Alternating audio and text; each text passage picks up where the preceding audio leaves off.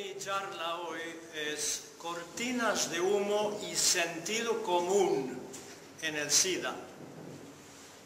La mal llamada ciencia que rodea al VIH y al SIDA no merece tal nombre. En verdad, en su mayor parte no tiene nada que ver con el tipo de ciencia a la cual me instruyeron en respetar en las 4 universidades que he atendido. Los medios de comunicación han sido continuamente manipulados para forjar, repetir, insistir, pregonar y entonar el fatal dogma de fe que proclama que el SIDA es causado por el VIH y el VIH es el virus que causa el SIDA. Y no hay cura. A pesar de 28 años de esfuerzos y miles de millones de dólares gastados. Pues lo único que queda es vender todo lo que uno tiene para comprar por un precio abusador el letal veneno que es el único tratamiento autorizado y que luego prepararse para morir en pocos años. Considero que mi tarea principal en esta vida consiste en ayudar a abrir los ojos de mis cohabitantes de la Tierra, en hacerlos conscientes de las verdaderas y últimas causas de todo lo que nos produce dolor, sufrimiento, hambre, enfermedad y muertes prematuras o innecesarias. Y aunque parezca paradójico, creo que todo ocurre por un motivo superior a nuestra comprensión y que las muertes y enfermedades nos puedan servir también para obligarnos a cambiar el mundo. Toda mi vida me ha fascinado lo que yo llamo la realidad invisible. Con eso me refiero a la dimensión prematerial, o sea, lo que predetermina y de alguna manera produce todo lo físico y tangible que nuestra ciencia materialista y conciencia diaria considera como la única realidad, lo único que realmente existe. Veo esta dimensión prematerial como consistiendo en 2 principales componentes. Por un lado, las invisibles energías electromagnéticas que son necesarias para formar, mantener y hacer funcionar cualquier objeto físico, y por otro lado la invisible conciencia que a su vez consiste en pensamientos, sentimientos y emociones, conocimientos, intención y voluntad, que también son necesarios para poner en marcha la creación, la puesta en escena de cualquier realidad física a nivel humano. La mencionada inquietud me ha llevado a estudiar varios aspectos de esta realidad invisible, empezando por la parapsicología, incluyendo la telepatía, la clarividencia, la telequinesia y la precognición. No es que la practico, pero la he estudiado. Otro aspecto de la misma realidad invisible que he estudiado es la astrología, una ciencia milenaria. Y sí, realmente es una ciencia empírica muy seria, aunque sujeto a un fuerte prejuicio por parte de la ciencia materialista de nuestros tiempos. Pero el aspecto de la realidad invisible a que más tiempo he dedicado es el que tiene que ver con la medicina holística. Y aunque no todo en la medicina holística es invisible, tengo muy claro que la parte invisible es la parte más importante cuando se trata de comprender las causas de las enfermedades metabólicas y degenerativas, y a menudo las enfermedades infecciosas también en lo que tiene que ver con el sistema inmune. En el SIDA se juntan varios aspectos invisibles de la realidad social, política y económica que durante muchos años permanecieron sin descubrir. Incluso hoy día, unos 31 años después de su identificación como síndrome de inmunodeficiencia, poca gente es consciente, ni quiere hacerse consciente, de la verdad del SIDA. Mi más reciente especialidad es analizar el progreso del cambio de paradigma general que estamos viviendo actualmente. Y una de las características del nuevo paradigma que cada vez nos impacta más es la visión integral, holística, que es la polaridad opuesta a las estrechas especializaciones y fragmentaciones que marca nuestra ciencia desde la era llamada la Ilustración en el siglo XVIII. Otra característica del nuevo paradigma es el principio de transparencia. El nuevo paradigma no tolera secretos, por eso todo se revela ahora. Si ustedes también quieren mantenerse informados sobre el cambio de paradigma y lo que significa para nuestro futuro, les sugiero que vuelvan con frecuencia a mi blog y artículos en castellano en el sitio web www.vueltadehojas.com. No es fácil desenredar la maraña del cuento del SIDA.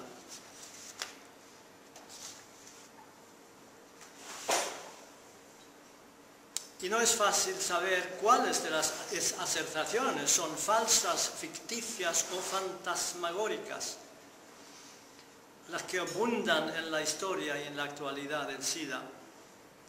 Cuáles han sido intencionales y cuáles han empezado como simples, pero graves, errores o malentendidos humanos.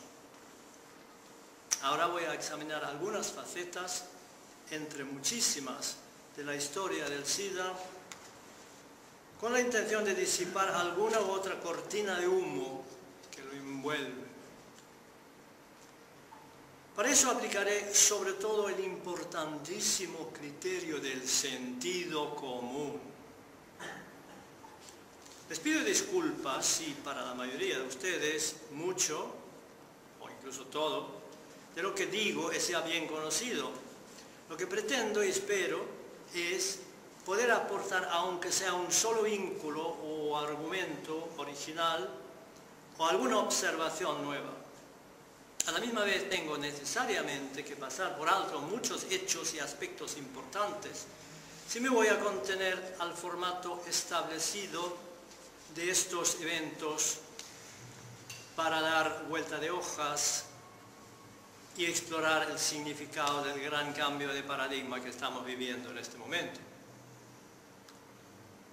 Empecemos con el hecho curioso de que los primeros 5 casos de muerte con difícil diagnóstico entre la comunidad gay en California llamaron tanto la atención de las autoridades estadounidenses. Fue en el año 1981 y luego con la atención desproporcionada de los medios de comunicación durante los próximos años de la década 80, que provocó brotes de pánico en el 1983.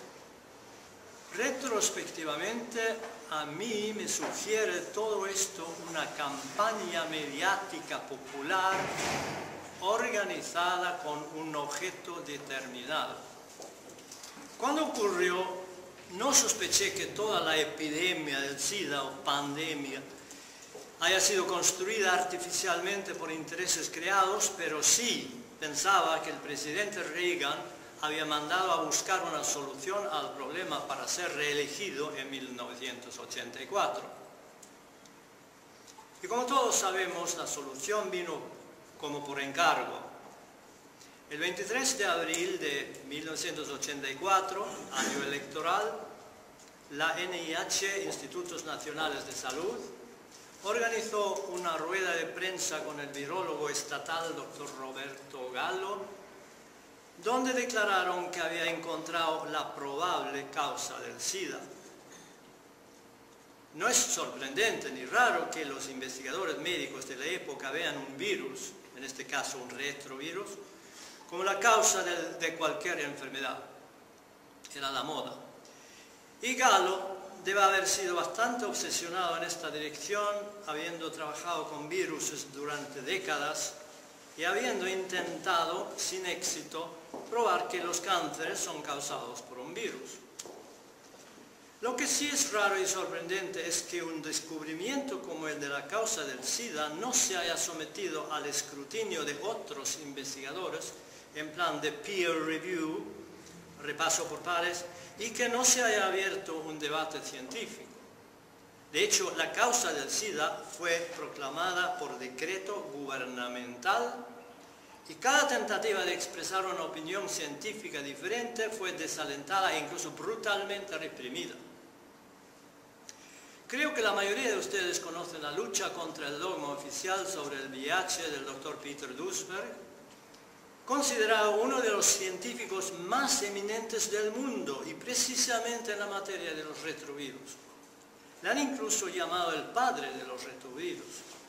Él insiste que el SIDA no puede ser causado por ningún retrovirus, sino que es causado por múltiples factores nutricionales y sociales, sobre todo drogas y químicos tóxicos, incluso el medicamento que se prescribe contra el VIH.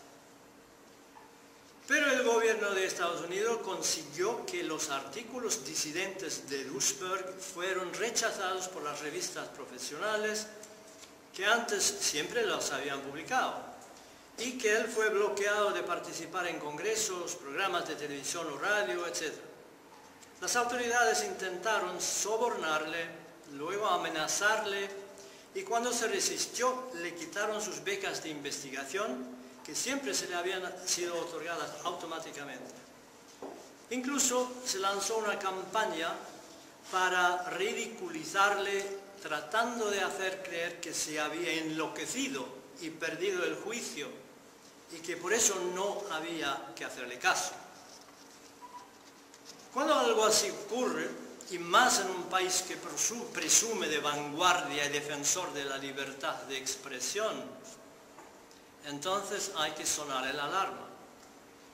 Es realmente difícil de entender cómo las autoridades de Estados Unidos han logrado imponer su dogma sobre el SIDA en todas las instituciones de salud del mundo, pasando por las organizaciones internacionales y encima en todos los medios de comunicación, y que lo han logrado mantener durante 28 años, a pesar de disidencia franca y científicamente muy bien fundada de tantos eminentes médicos y científicos de todo el mundo, además de la resuelta actuación independiente del anterior presidente de Sudáfrica, Thabo Mbeki, y su ministra de Salud. Sin la colaboración comprada de los medios de comunicación no hubiera sido posible. Así que los medios comparten la culpa de lo que sin duda es un nuevo genocidio al estilo nazi, pero mucho más sofisticado, con otro blanco y efectivamente global. Y la campaña sigue.